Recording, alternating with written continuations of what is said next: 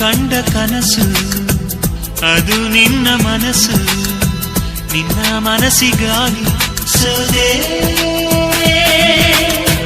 ನೂರಾರು ಮುಳ್ಳುಗಳ ನಡುವೆ ಹೂವಿದೆ, ನೂರಾರು ನೋವುಗಳ ನಡುವೆ ಉಲವಿದೆ.